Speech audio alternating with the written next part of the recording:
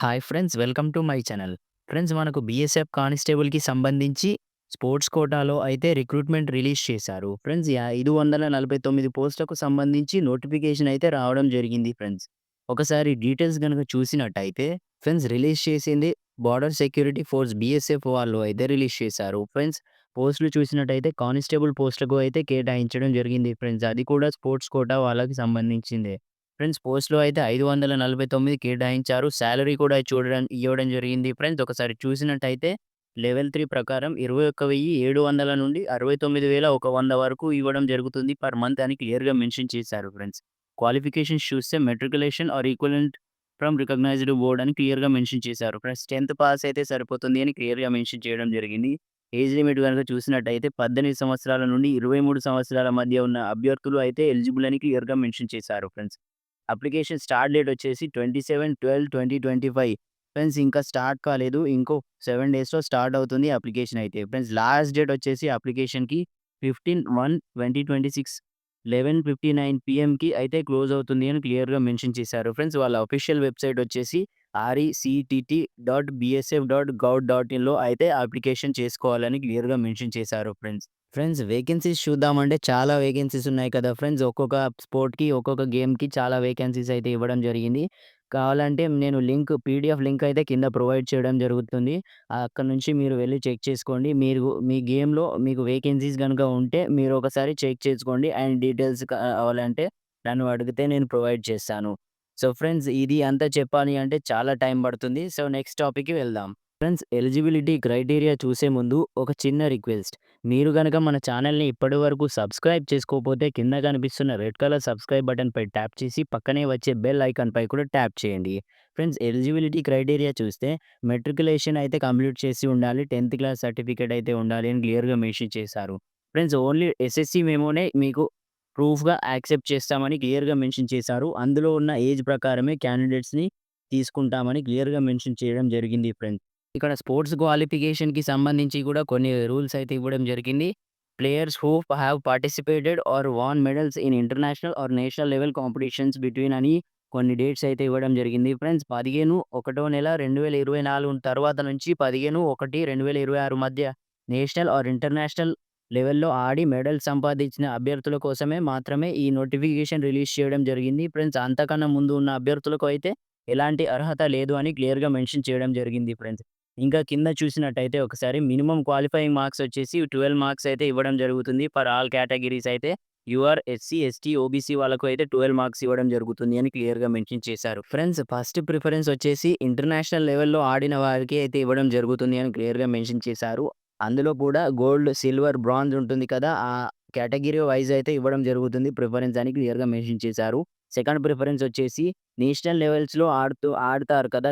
Senior national championships, national open championships or youth or junior national championships ఉంటాయి కదా! దానికి ఇవ్వడం జరుగుతుంది అని క్లియర్‌గా మెన్షన్ చేశారు. నేషనల్ లెవెల్‌లో మీరు అయితే మెడల్స్ కొడతారు కదా! దాని ద్వారా ఇవ్వడం జరుగుతుంది అని క్లియర్‌గా మెన్షన్ చేశారు. సేమ్ గోల్డ్, సిల్వర్, బ్రాంజ్ ఇట్లా కేటగిరీ వైస్ ఉంటుంది.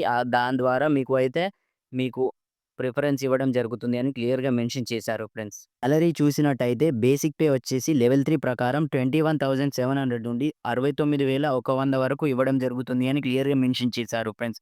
అలవెన్సెస్ చూస్తే all other government allowances are applicable to all central government allowances employees అని క్లియర్‌గా మెన్షన్ చేశారు. మీకు అయితే అన్ని అలవెన్సెస్ ఇవ్వడం జరుగుతుంది. సెంట్రల్ గవర్నమెంట్ ద్వారా ప్రొవైడ్ చేయడం జరుగుతుంది అని క్లియర్‌గా మెన్షన్ చేశారు. పెన్షన్ స్కీమ్ అయితే candidates recruited will be governed or covered by the new pension scheme అని ఇవ్వడం జరిగింది. ఫ్రెండ్స్, మీకైతే పెన్షన్ స్కీమ్ కూడా ఇవ్వడం జరుగుతుంది అని క్లియర్‌గా మెన్షన్ చేశారు. ఫ్రెండ్స్, ఏజ్ లిమిట్ గనుక చూసినట్టయితే మినిమమ్ ఏజ్ వచ్చేసి 18 సంవత్సరాల నుండి తర్వాత అభ్యర్థులైతే అప్లికేబుల్ అని క్లియర్‌గా మెన్షన్ చేశారు. మాక్సిమం ఏజ్ వచ్చేసి 23 సంవత్సరాల లోపు ఉన్న అభ్యర్థులు అయితే అప్లికేబుల్ అని క్లియర్‌గా మెన్షన్ చేశారు.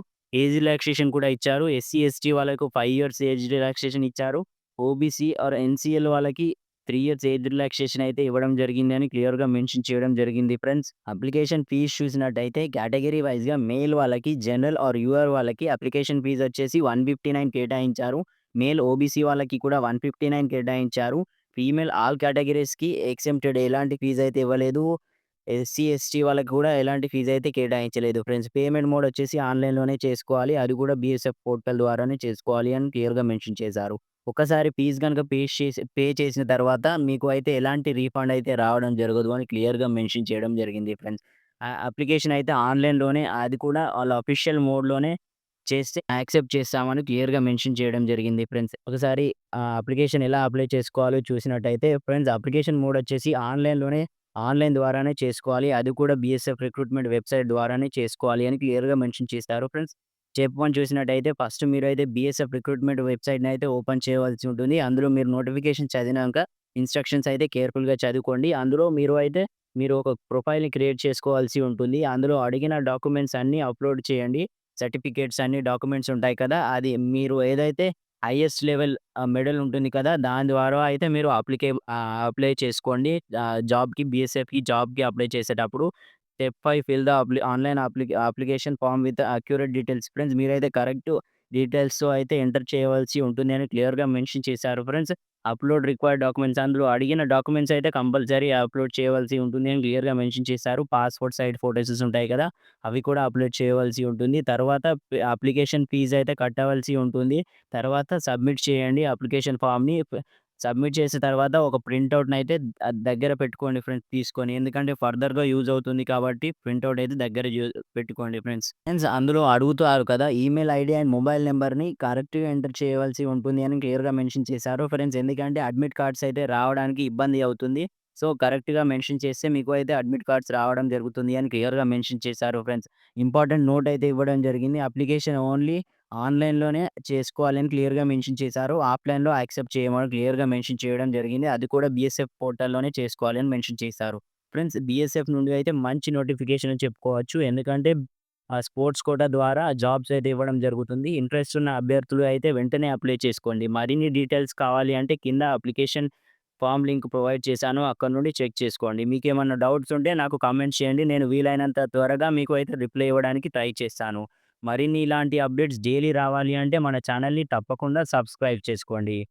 Thank you.